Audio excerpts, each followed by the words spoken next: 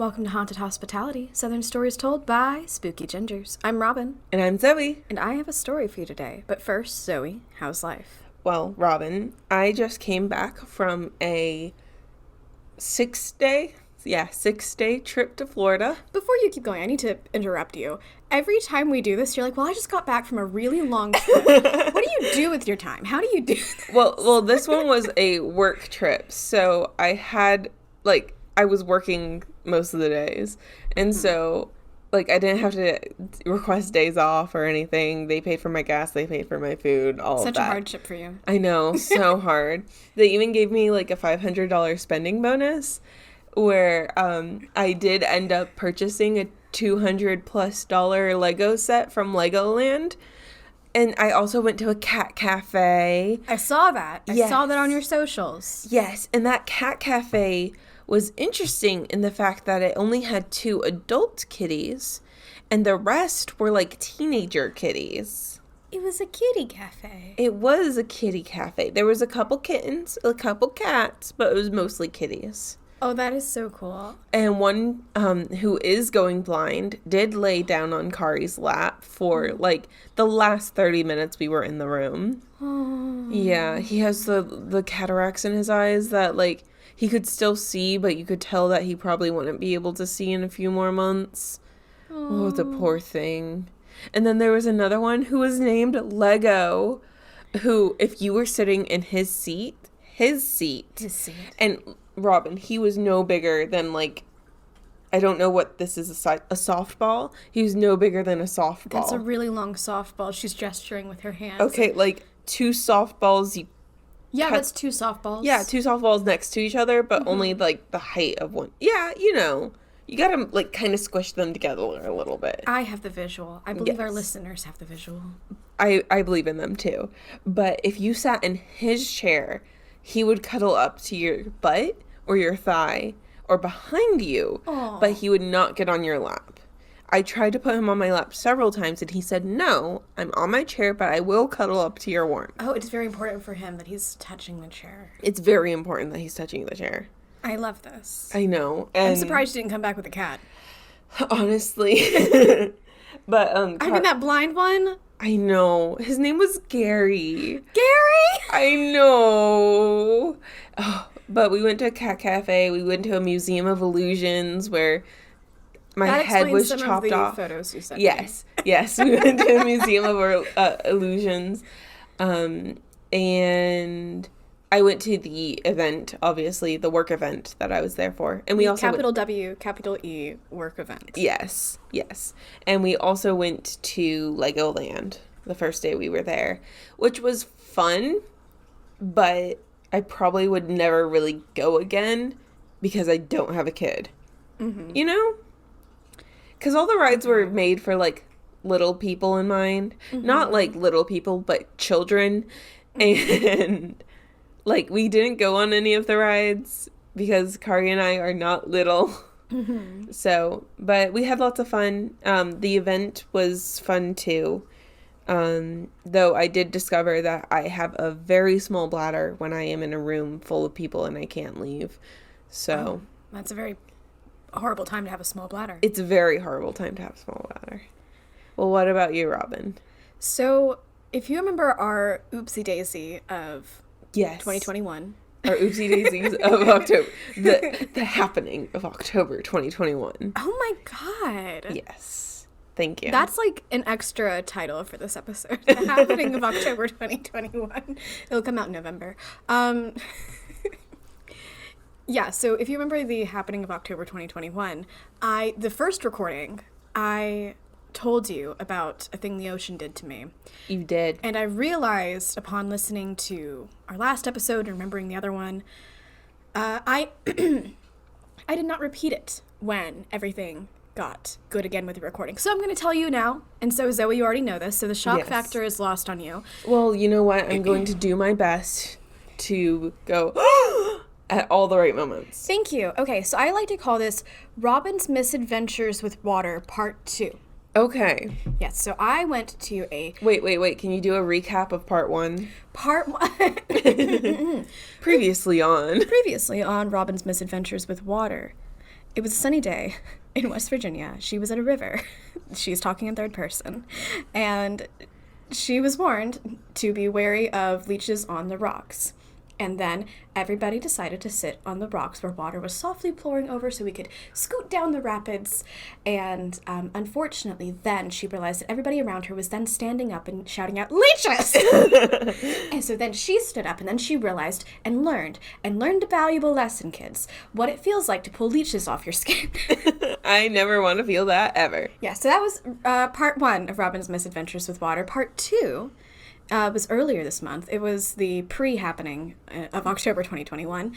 I was at a bachelorette party weekend in Charleston, and we were having a beach day, which is very fun. Mm-hmm. And it was like, you know how stories have foreshadowing? Yes. This had foreshadowing a little bit because I was warned by my dad. He texted me. He was like, "Be careful of the tides because there is a hurricane." Excuse me. Bless you. Happening off the coast. I was like, okay, fine. And then somebody else was like, "Oh yeah, I heard that too." And we were like, okay. Then we get there and there's like a storm in the distance, but it's not to the point that we're in any danger. And the waves are something fierce. So I'm in the waves. I'm pelted about 20 minutes straight. Thank you. And then there's one time in particular, and this was kind of the final pelting for me. Mm-hmm. I was standing up. My friend Rachel, I've name dropped her on this podcast before, I'm sure. She was also present for Robin's Misadventures in Water Part 1. Yeah. She's a reoccurring character. She's a recurring character. She was a little bit closer to shore than I was. We were all standing in the water. A gigantic wave came up behind me, swept me off my feet. I am knocked back. I am then torpedoed by ocean water straight toward Rachel.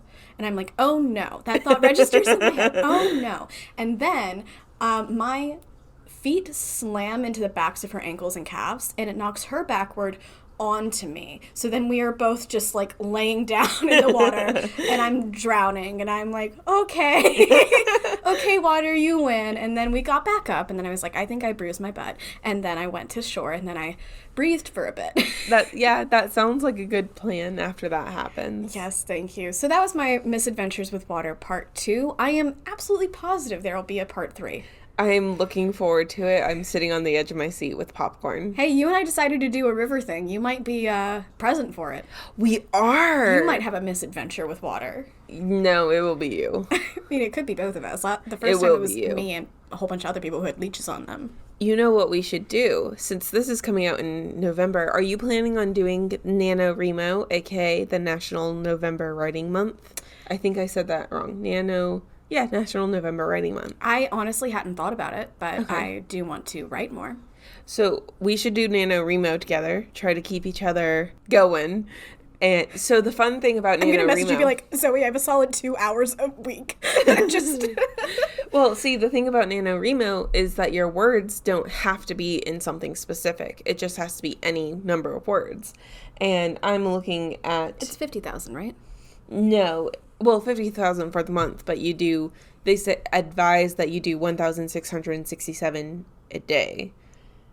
Okay. So I'm looking at my notes for this episode right now that I wrote within a couple days, and that's 2,700. So we can count our notes for NaNoWriMo. We can count our notes? It doesn't matter. Like, the original goal is that you have to write a book by the end of... Yeah, I'm not doing that in November. An individual thing. But some people have then taken it, and some people write a single poem every day, and that poem can be 2 words long, you know? Well, I don't know if you can write a poem for 2 words long. I quit. That's a beautiful poem. But, people play hard and fast with the rules. So, just write something every day. Write something every day, and you want to hit that goal of at least 1,667 words. So I'm, in terms of my writing process at the moment, what I'm doing right now is I have a lot of first drafts. I have a lot of second drafts. I'm in a place where I really need to revise. Do you think that could count toward this? Okay, cool. So last year, my original plan for NaNoWriMo was the previous year I wrote a first draft. And so my plan for last year was to write a second draft of that. Smart. Because I do have a first draft of a full book ready to go. You told me that. I was just so, oh my God. Yeah. You do? That's amazing. Yeah, but I have failed every NaNoWriMo I have attempted. I haven't attempted a NaNoWriMo. So, well, a lot of things happen in November for me, I've learned. So October was your busy month. That's why we've barely seen each other. Well, this October is my busy month. However, a lot of things happen to me in November. Oh. Yeah. Okay. Like, I get a new job, or I have my thesis due in a month, or I get really sick, or something else. Please don't get really sick in November this year. Oh, You got sick last November, I did get COVID last November. You did get COVID last November. That was fun. I'm sorry. Yeah. I'm in the boat where I don't think I've gotten COVID, but you don't know. You really don't know. All right, do we want to get into our next segment, which is a bit of a deviation from what we normally do? Yes. I was trying to come up with, like, a something S name for this. I couldn't. The closest I could do was a C. That doesn't sound like a S. It sounds like a K. So this is a something current. Okay, it's something current. Workshopping the name. Okay. So everybody who's listening to this knows about the Gabby Petito case. Mm-hmm. And Robin and I do want to cover it because they did just discover the remains of the sole suspect in the case. He's not a suspect. He's a person of interest. According to several websites I saw, he was labeled as the sole suspect. Really? Yes. Okay. While I think it would be safe to assume that every single person listening to this podcast knows the details of this case and we're watching it as it came out, the first happenings of this were back in August, September. So I do want to do a quick recap. So I actually found on CNN, they had a timeline. And so I took my notes from that timeline and I will link to that in the show notes. But let me just go back to the beginning. Mm-hmm. In June this year, Gabby Petito and her fiancé, Brian Laundrie, traveled from Florida in a cross-country trip to in their van that they converted into a mobile home, essentially, and they were going to share their journey on social media. On August 12th, there was a report of domestic violence. They had gotten into an argument which led into a physical fight, but neither were charged because both of them insisted that there was nothing wrong. Well, they said there was something wrong, but they didn't want to charge the other. Yeah, it was kind of...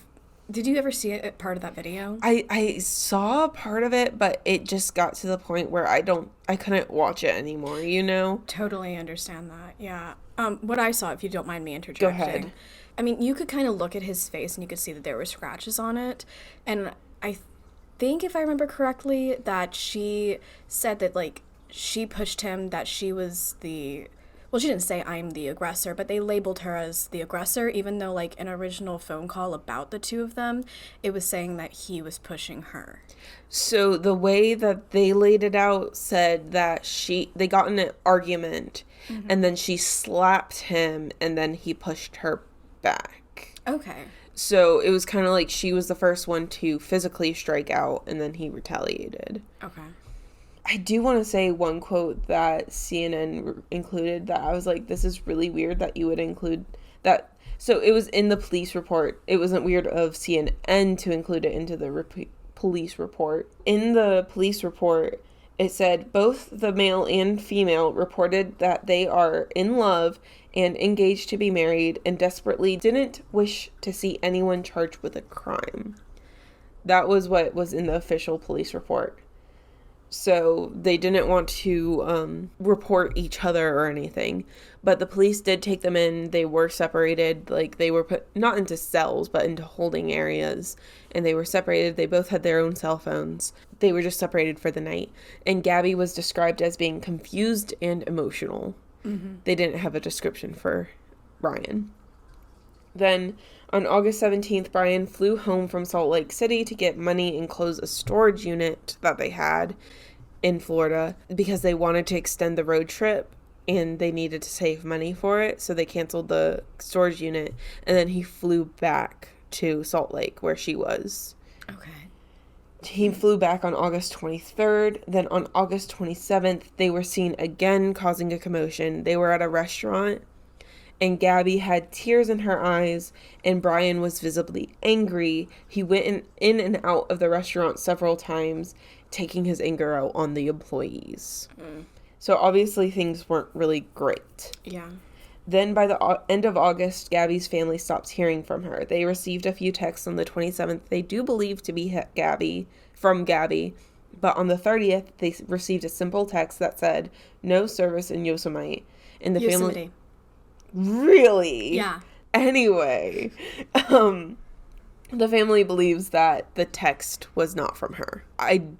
This is all still breaking news, so I don't want to say who I think sent the text. Yeah. But it's pretty obvious. On August 29th, so a day before they got that text, Brian received a ride from a woman named Miranda Baker and her boyfriend. He claimed he had been camping by himself for a few days while Gabby was working on the van and social media posts. Then on September 1st, Brian returns to his parents' house in Gabby's van without Gabby. Because everything I read called the van hers. Like, she owned it. I think it was, quote, theirs, quote, but it was under her name. Okay. Yeah. Then on September 11th, Gabby's family reports her missing from New York. So Gabby's family is in New York, and Gabby was living in Florida with Brian. With Brian and his parents. And his parents, yes. The police went to investigate Brian, but the Laundrie family said nothing and refused to speak to the police without an attorney present.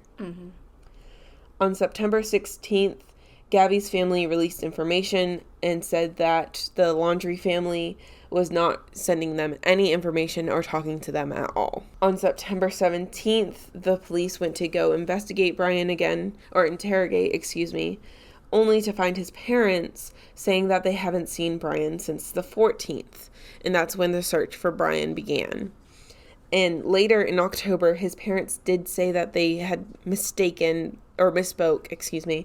and that it was actually the 13th that they had last seen him, not the 14th, which some people found suspicious. But honestly, it's kind of a traumatizing moment right now.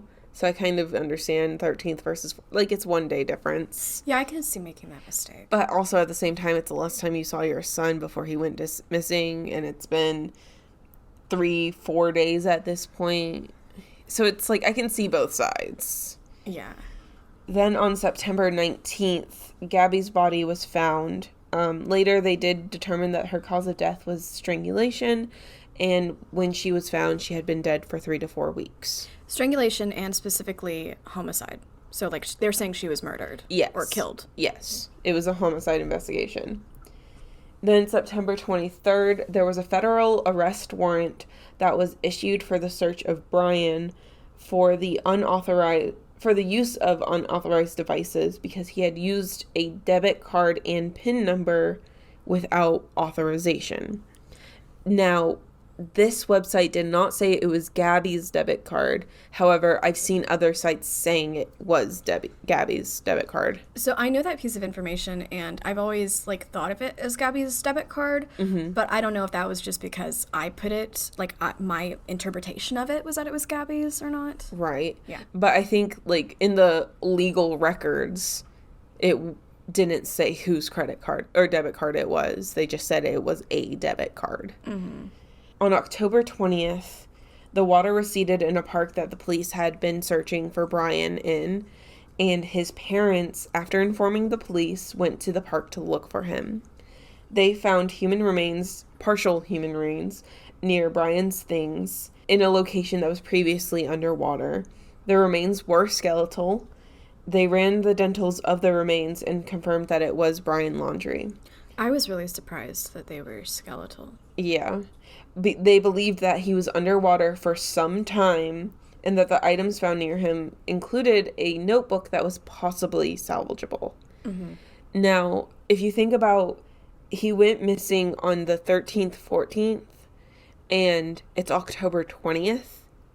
So that's a little over a month that he was potentially underwater, Yeah. And I know water eats skin away and fish and things like that. Now, I do want to talk about this case, but did you know that there have been 9 other bodies found in the search for Gabby and Brian? No, I did not know that. Yes. So there have been 9 other bodies found in the wide search for him. And I'm not going to go too deeply into their cases, but I did want to take this moment to honor their names. Mm-hmm.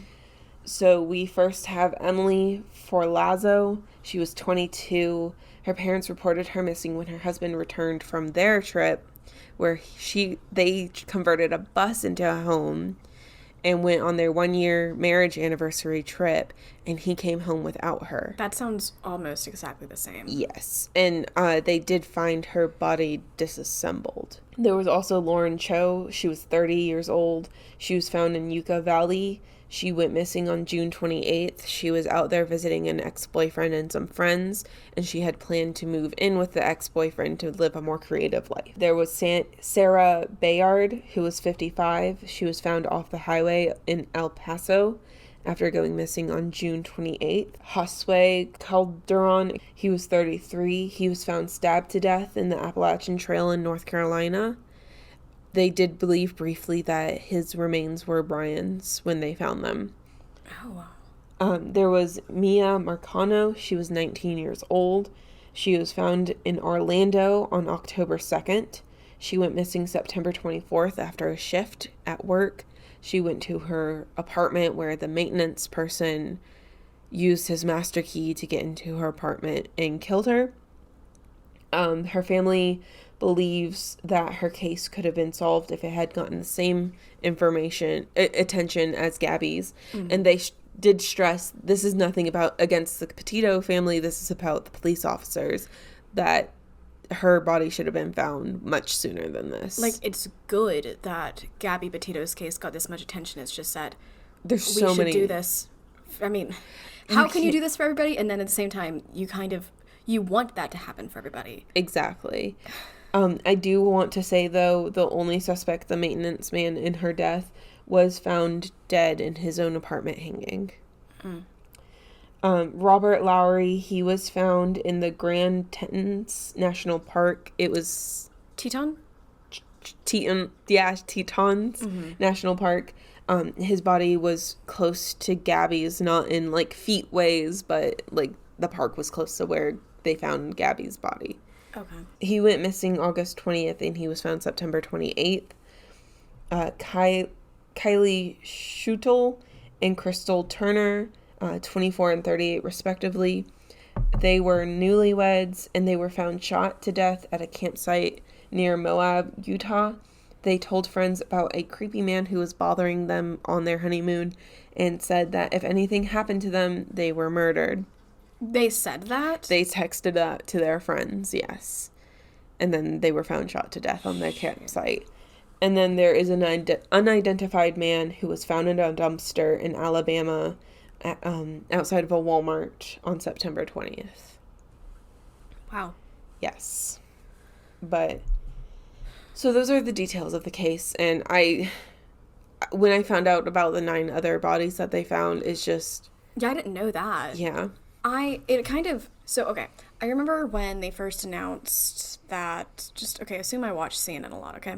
I remember when they first announced that they found remains, and they were like, we were searching for Gabby Petito, and we found remains.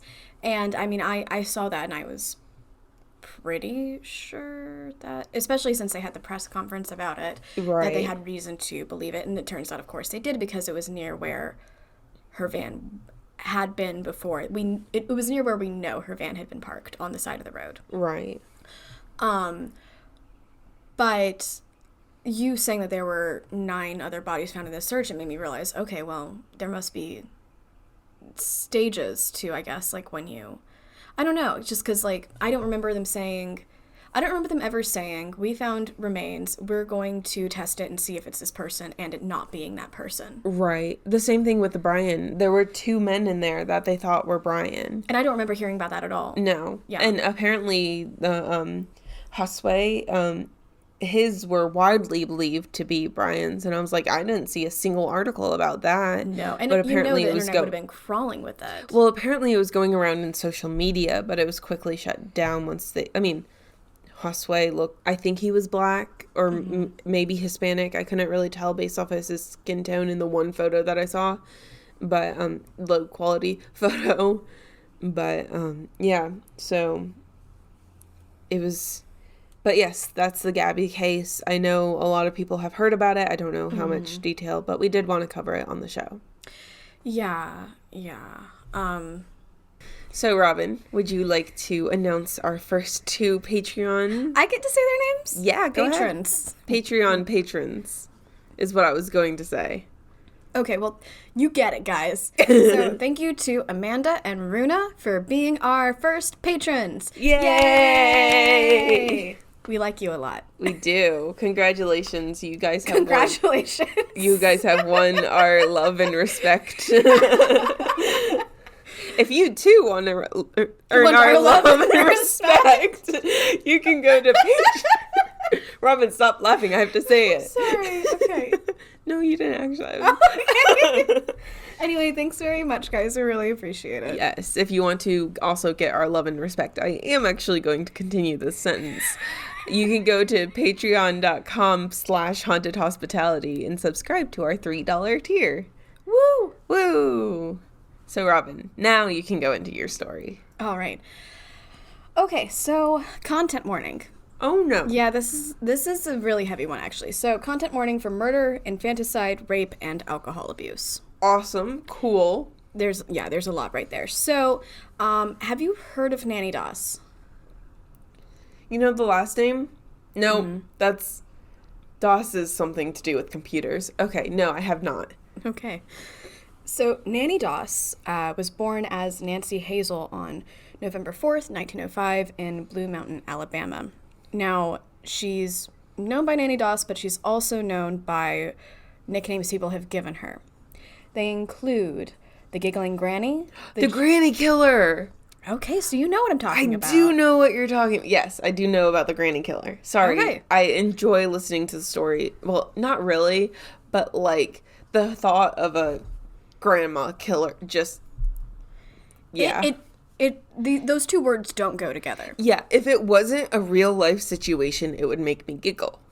Okay. I did not know she was called the Granny Killer. Oh, okay. Okay. But Giggling Granny, Jolly Black Widow, the Lonely Hearts Killer, and Lady Bluebeard. Okay. And so I saw Bluebeard. And Zoey, have you heard the tale of Bluebeard? Do you know what I'm talking about when I say it? I've heard of Blackbeard. Different person. Okay. Bluebeard is actually a folktale. Oh. Like a fairy tale. Except, well, the traditional sense of the word fairy tale.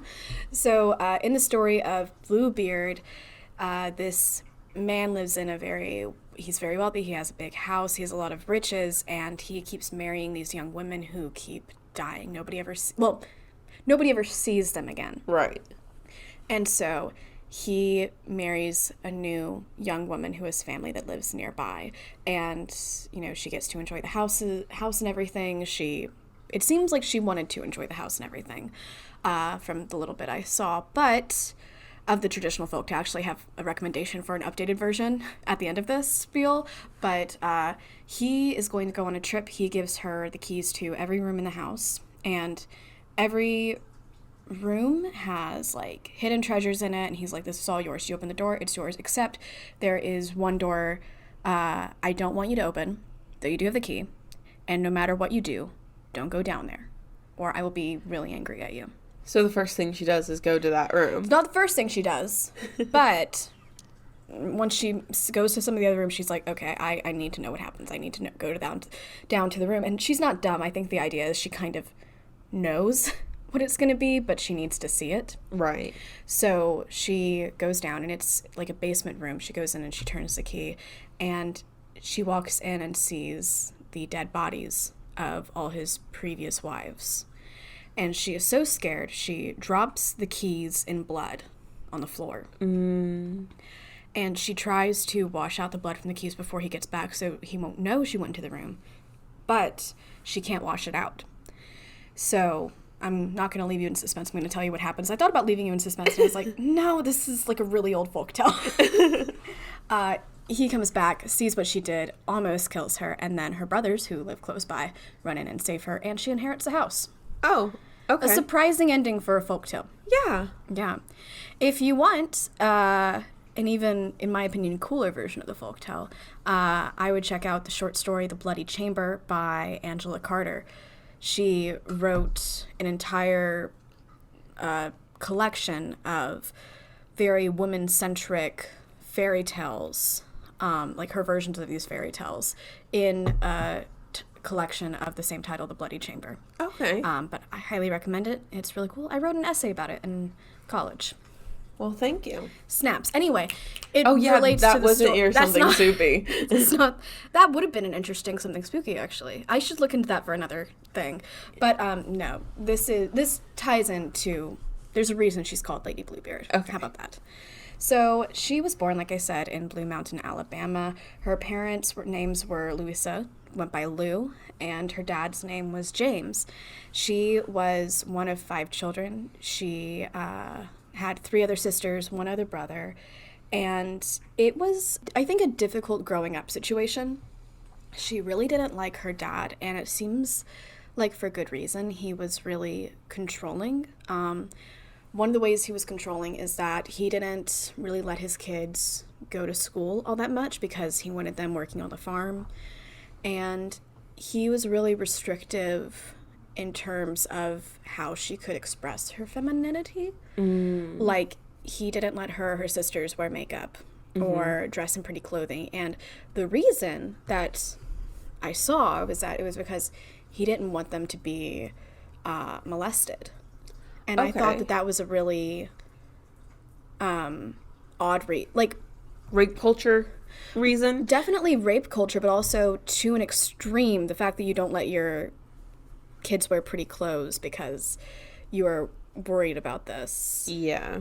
You know, it's almost like it's preemptive much more than people would typically go toward. Right. You know? And one of the reasons I think, like, her growing up is difficult is because when she was 7, she was in an accident. She was on a train. They were going to see some family members, and the train had metal seats. And unfortunately, it came to a stop really quickly, and her head went forward and hit the metal seat in front of her. And it seems throughout her life, likely because of this accident, or at least she believes it was likely because of this accident, she would have spaces of time she couldn't remember. She would have awful migraines, and it seems she thinks this was some of the reason why maybe she wasn't completely, how we would say, conventionally sane. I don't know if that's the right way to say it, but it's what I can think of.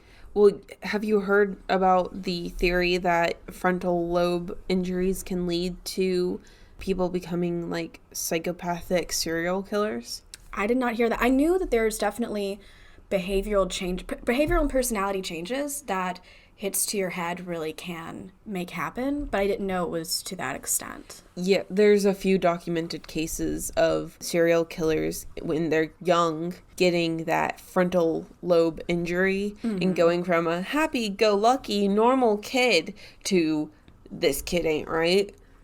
Okay. So, okay, weird historical reference, but Henry VIII, when he was a young man, I believe, was in some sort of accident that hit his head really badly, and some people have noticed, and I don't know if it was his contemporaries or if it was people, like historians looking back, they did notice that there was a behavioral shift after that. Okay. And, you know, he did have 6 wives, and by the way, a number of them he killed. I would love to go see Six the Miracle. The musical. The musical. I love the soundtrack. I've heard the intro song like 20 times. I love it. It's a good intro. Have you heard the Anne of Cleves one? I haven't heard any of the other songs, but I've seen the women who are the actresses, and I've seen their outfits, and I've seen the songs, and I'm just like, I need to see this whole thing. You've seen the songs? Well, yeah, they performed on the, like, Today Show. Oh, cool. Yeah.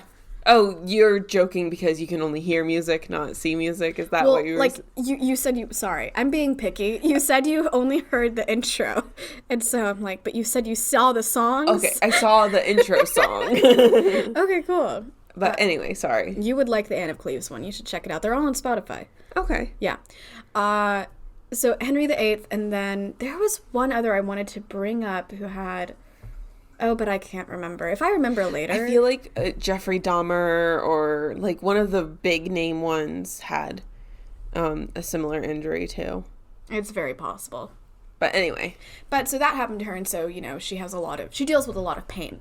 Right. And when she was growing up, she would kind of romanticize romance. She would read romance novels and daydream and think about, like, who she would marry and things like that. And I read that as a little bit of an escape. Yes. Especially since she wasn't allowed to portray herself as super feminine. Mm-hmm. I kind of read those two things as together. Now, when she was 16, she was working in a factory called the Linen Thread Company. And there she met a man named Charlie Braggs. And they got married 4 months later. So she moved in with him, and he lived with his mother, and she did not like that. She said that the mother was really, really controlling, and even said that, like, her mother-in-law wouldn't let her mom, Lou, come and stay the night, even though, like, her mother-in-law lived there. So, like...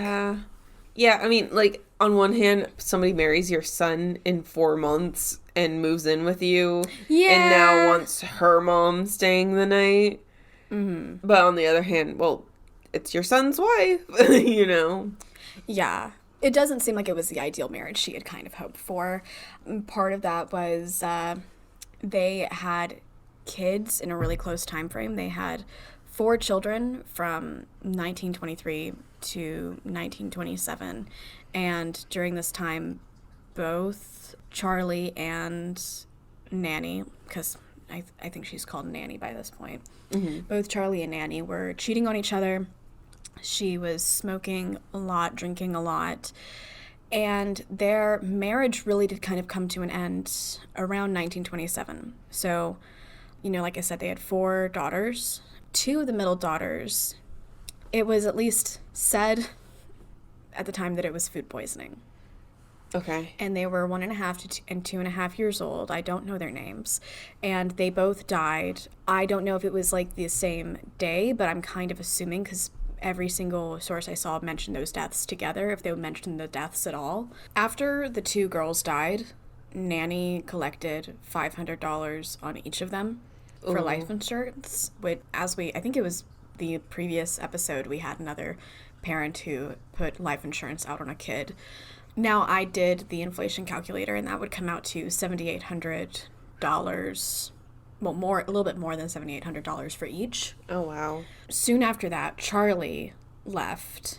Charlie took Melvina, who was their oldest daughter, and he left. And around this time, and I'm not sure if it was before he left and was maybe one of the reasons why he left, or if it was right afterward, but Charlie's mom also died as well. Okay. In, I'm going to say, suspicious circumstances, likely poisoning. And he reportedly said that someone had told him to be wary of the food that Nannie served. Though, based off of the information that I'm seeing, it seems like he would be in the best position to tell somebody to be wary of that. Right. But he did say that he left because he was afraid of her. So you said there were 4 daughters. She killed the youngest 2, and he took the oldest. She killed the middle 2. The middle 2 died. Okay. Well, and what happened to the youngest? He left the youngest with her. Oh, God. The youngest was an infant. Her name was Florine. I believe, Nannie moved back home with her parents, but I'm not completely sure what happened to her in this median time. Charlie was gone, I believe, for about a year, and then he came back bringing Melvina, and then also bringing another woman who had been divorced and that woman's child. Okay. And the timeline is fuzzy, but I believe they had already been divorced the first time he left, but now he brought Melvina back. And at least by this point, they were definitely divorced.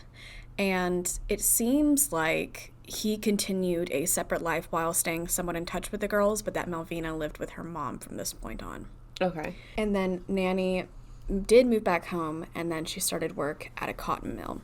And real quick, I kind of want to unpack the fact that he it seems, left because he thought, I don't know exactly if he was saying he was scared she would kill him, but he was scared of he must have viewed her as dangerous in some way. Yeah. And he took one daughter. But not the other. And so this is 1927. I wonder if this is like the idea that mothers are the only ones who can take care of babies, because Florine would have been a baby. Yeah.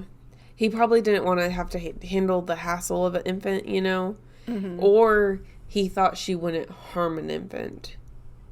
The ones she did harm are 1.5 and 2.5. Yeah. I don't, I'm a little bit blamey toward him in that situation, I think. Yeah, he probably should have taken both the kids and hightailed it out of there and never come back. Hightailed it out of there, and then you bring one back, and then I don't know if by that point maybe he had justified it to himself that everything was okay, but I will tell you that once everything came out to light about all that she did, he was contacted, and he said that he left because he was afraid of her. So I don't know if that is him remembering it, or if that is him saying, no, obviously by that point he knows he was right to have been afraid of her, but I don't know if that was an idea he held on to the entire time, or if he justified it to himself later. Right, okay. Mm-hmm. Now, the next year, she married a man named Robert Franklin Harrelson. Okay, she might have married him. Here's the issue. She met him via a Lonely Hearts ad. Do you know what those are? Yeah. Okay. It's like ye old Tinder. See, okay, I had a very similar tagline for it, but I want to still say it. Okay. Thank you. Think Hinge, but very slow burn. Okay. Yes. Thank you very much for letting me say that. So this guy, his name was Robert, but he went by Frank. And either they got married in 1929 or they got married in 1944. That's a big difference. It's a big difference. So she says they got married in 1929. Also, as a little bit of context for him, and you will hear this for quite a few subsequent husbands after this, he was addicted to alcohol, and he had a history of assault. Okay. She says they got married in 1929, but later, Frank's brother would say that they got married a year before Frank died. And she said, which would have been 1944. But she said, no, we got married in 1929. And that was just a really big discrepancy. And we come to what is like the biggest break in her habits that I'm still confused about as I tell it to you, where nothing really happens from 1929 until 1943. Okay. And I'm just going to, tell you, she is a serial killer, and we know of 4 people she definitely killed, and that does not include her 2 daughters, and it does not include her mother-in-law, but a lot of people think that she did kill her 2 daughters and her mother-in-law. So I've never really heard of a serial killer who did a whole bunch of things at one time, like that was your first time doing this, and then took a 15-year break. Yeah. I don't know. Maybe, is there a way that, like, they had, like, a commitment ceremony in 1929, and then they were married in 1945, and potentially she had, like, this weird brain mannerism where, like, the second she was married, she was like, oh, he's not good enough for me, and killed him? I mean, anything's possible. True. It's also super possible. I kind of read it as if she knows the guy, she's married to him.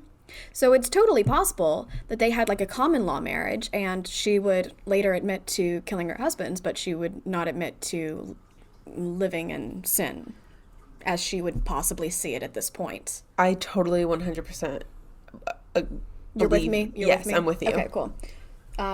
Thank you. So in 1943, Nannie became a grandmother, yeah. How old was her oldest daughter? Yeah, I don't know. Okay. I don't know, sorry. Or thereabouts in 1943, she became a grandmother. So Melvina had a baby named Robert. And I'll be super honest with you, almost every source I saw said that Robert was Melvina's baby. Except when I looked back at older newspapers, and it was speculating about the people she may have killed, like, and these were published in the 50s, so in the time period, they listed out a step-grandson. And so I'm looking at this and being like, is there any chance Robert is actually the grandson of Frank, whose first name is Robert, and people got confused? I don't know. Oh. Yeah. And this actually part isn't necessarily about Robert yet, but for the sake of this, possibly Melvina has Robert, and I think Melvina is at least living near Nannie at this time. So Nannie is, I think, involved in Melvina's life and with Melvina's children, who are now her grandchildren. And Melvina had another baby 2 years later, I believe a baby girl. And this was at a time when women who were given birth were given a very heavy anesthetic that made them groggy. It's called ether. So you weren't really present for your child's birth. Right. And so Melvina gave birth to her daughter, and she was kind of coming out of it, but she obviously wasn't all there. And she saw something that she couldn't be sure it was happening, and she couldn't stop it from happening. And right now, this is the infanticide warning, and if you don't want to hear about it, I don't really want to say it, so if you just skip 30 seconds ahead. Right. All right, guys? So she thought she saw her mom putting a hat pin, which is like a big needle about 6 inches long, into the baby's head. Mm-hmm. And poking a hole in its skull. Yeah. And she couldn't, I don't think she came to after that. I think she went back under. And so then Nannie apparently told Melvina's husband and Florine, the sister, that and Nannie's daughter, that the baby had died. And both the husband and Florine clocked that Nannie had a hat pin in her hand, and I didn't see anything where they said anything was on the hat pin, mm-hmm. but Melvina woke up, and she, obviously heard that her baby had died, and then she talked to her husband and Florine and was like, here's a thing I thought I saw, but it could have been a dream, it could have been a hallucination. I'm putting words in her mouth, but I'm assuming this is kind of what she said. Mm-hmm. And they both told her what they witnessed. I didn't see anything that said that they said the words, she killed the baby. It was much more implied. And to be honest with you, regarding Melvina's actions later, I'm not sure what Melvina thought of the whole situation. Okay. And the doctors apparently weren't sure what was going on anyway. I almost wonder, based on the language I saw, if they thought a hat pin killed a baby or just weren't sure if maybe the baby died, because it could have been. Maybe they should... sorry guys, skip ahead from this point. But I wonder almost if she didn't just poke a hole straight out in the head, but went in through an orifice of some kind. Right. Yeah, I don't know. All right, we're done with that. Okay. Well, actually, no. Sorry, there's one other thing. So Melvina and her husband drifted apart presumably because of the baby's death. And Melvina started seeing another man, and Nannie didn't like this guy. And Melvina and Nannie were having a lot of arguments, and I believe Melvina and Robert were living with Nannie at the time. And then Melvina got angry at her mom and left to go be with her dad for a couple days. And when she got back, Robert had died of asphyxia. Oh, gosh. Okay. Yes. And Nannie collected $500 from a life insurance policy on him. I'm sorry.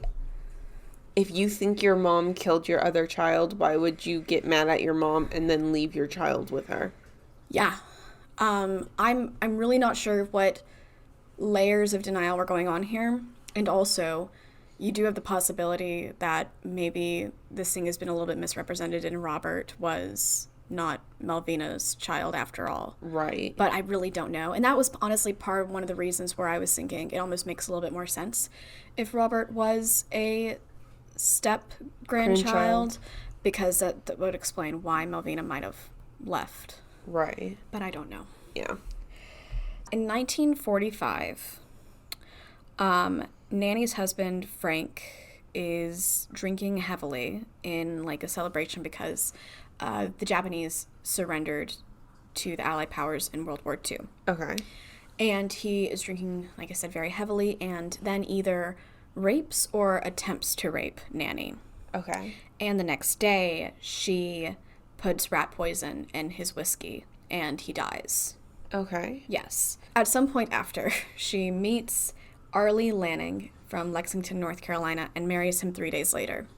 Oh, my word. Yeah, and it looks like this was also a Lonely Hearts ad situation. Okay.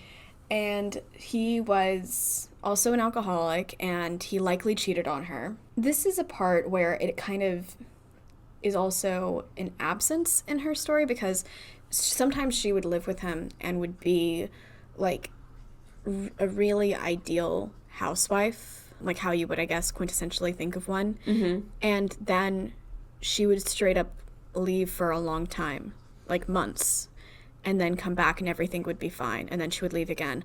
And I really don't know what she was doing during that time. And I'm really wondering what she was doing during that time. I wonder if there's more victims we don't know about from those times. There could absolutely be more victims that we don't know about. Or if those were, like, her blackout moments where she didn't remember anything. Oh, yeah. You know what? You're totally right. Because it never really described the blackouts as, like, here was a time that she blacked out. Mm-hmm. It just said she had them. Arlie at some point died of heart failure. Okay. And for our listeners who can't see me, I put quotes around heart failure. Mm-hmm. And she collected $1,500 in life insurance from him. And then his house was going to go to his sister, but it burned in a mysterious fire. Oh, how shocking. Capital M, capital F, mysterious fire. I think you mean... what? Yeah. And then Nannie filed a claim on the burning house, and then she got the money for it.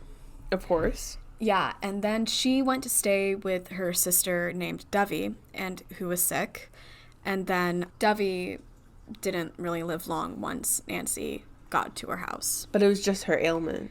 It was just her ailment, and she was nursing her ailing sister. Yep. Mm-hmm. Now, there's another guy in 1952. His name was Richard L. Morton, and she met him through a thing called the Diamond Circle Club. So not Lonely Hearts, Diamond Circles. Diamond Circles. Diamond Circle Club, yes. And this was also a very rocky marriage, not a good situation, and he cheated on her a lot and was often not at the house. During this time, Nannie's mom, Lou, came to live with her. Now, I haven't seen anything negative about Lou. In fact, it seems like Lou was like a really great balancing personality for the kids when they were growing up.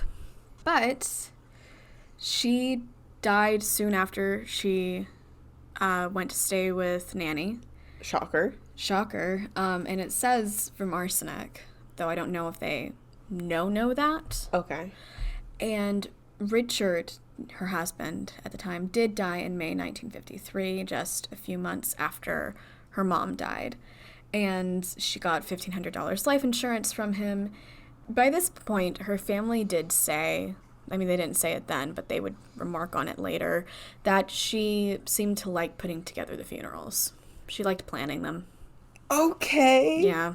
I mean... I've never heard of a person who liked planning funerals. I know people who like planning events. There are event planners, yes. Yes, but like... I don't know if I've ever heard of anyone who likes planning a funeral specifically. Yeah. Yeah. But she did. 1 month after Richard died, she moved to Tulsa, Oklahoma, and married a man named Nannie Doss, who also had a Lonely Hearts column. Actually, I remember it saying that only 2 of her husbands had Lonely Hearts column, so assume it is 2 out of the 3 that I've mentioned. Okay, but I do think he was a Lonely Hearts one, Samuel Doss. Okay. He was... I'm going to say, different from her previous husbands, but not necessarily, just in a different way, because it seems like he was controlling in a different sense than they were. So, a bit of backstory on him. His family, like he had previously had a family, and they died in a tornado. Oh. So it seems like he was maybe the only survivor there. And he was also an evangelical preacher. Okay. And so... Nannie loved reading romance novels. She loved reading true crime things. She liked going to the neighbors and watching the television with them. And he didn't want her to do any of these things. He was, I think he thought that they were... sinful? Probably. Yeah, that's a good word for it. 3 months after they got together, she put rat poison in his coffee. Okay. But she would later admit that she had made a mistake with it. She didn't put enough rat poison in there. So it seemed like it was a small enough amount where he was able to recognize that he was feeling sick. So he went to the hospital, and he was in the hospital for almost a month. And he got better. And he got sent home on October 5th. And then he died on October 12th. Mm. And after having some more funky coffee, I bet. It was not coffee. It was tea? No, it was not tea. Oh. His doctor thought that was really weird. That, okay, we spent a month rehabilitating this guy. He was fine. He left. He died.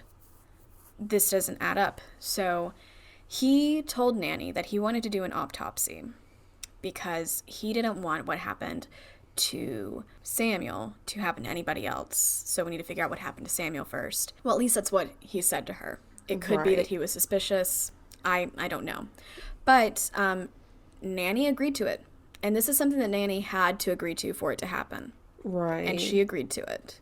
They found a lot of arsenic, and she hadn't put it into his coffee. She hadn't put it into his tea. She put it into prunes. She put it into prunes, and according to the Tulsa World, she said, quote, "He sure did like prunes. I fixed him a whole box full, and he ate them all." Oh, wow. End quote. Yeah. That's, like, kind of badass.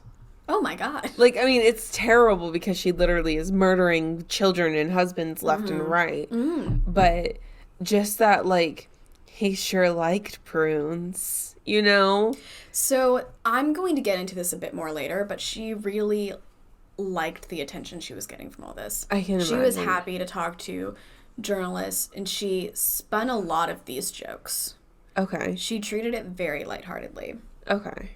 So, obviously, they saw he was full of arsenic. They looked to Nannie. They arrest Nannie. She is arrested on November 26th, 1954. And, by the way, she collected or at least tried to collect. I don't know if she was successful this time. She tried to collect $1,400 on Samuel. And had already sent a cake to a man in North Carolina. To marry him? Yep. It was their wedding cake?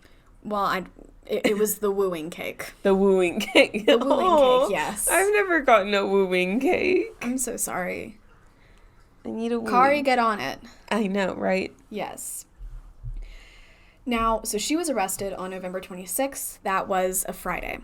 She confessed on Sunday, so 2 days later, November 28th, 1954, to killing 4 of her husbands. But she said that she didn't kill any blood relatives, and she remained steadfast on that for her whole life. Interesting. Now, when she confessed, she was really, really calm, and she was smoking a cigarette. And the person who took her confession, according to the Tulsa World, said, quote, "She was calm and composed as she might have been, as if she were getting baptized." And according to the Evening Star, she kept saying, after every confession, "My conscience is clear." Ooh. Yeah. Like, she felt very justified in her killings. So, to recap, what she's saying is that she killed her husbands. She was married 5 times. Obviously, Charlie Bragg's the first husband left because he was afraid of her, and justifiably afraid of her. Mm-hmm. We're just saying he probably should have taken the kids too. But she is saying that she didn't kill her family members. As we know from previous stories we've told on this podcast, when you have a person who you are, let's say you're a prosecutor, and you are like, this person, you're pretty sure you can convict this person for killing all these people. What they often do, or at least what they often did, is pick one person in particular and then go from there. Just have it charged with one person, and then once you get the punishment you were going for, they don't always go back for the other people. At least that's what I've seen. It was also that way in the Wolfric family murders. Because I think they just charged Tom for killing his father, even though he killed 7 or 8 others as well. So they just charged her for killing Samuel Doss, because I think that's the one that they they did the autopsy on, and they have the most evidence.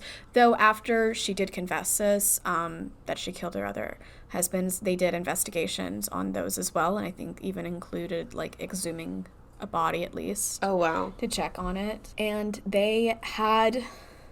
It was almost like a trial before the trial, because they had a court decision to make, which is, do we think that she is mentally competent enough to be put on trial for this? Could she plead insanity?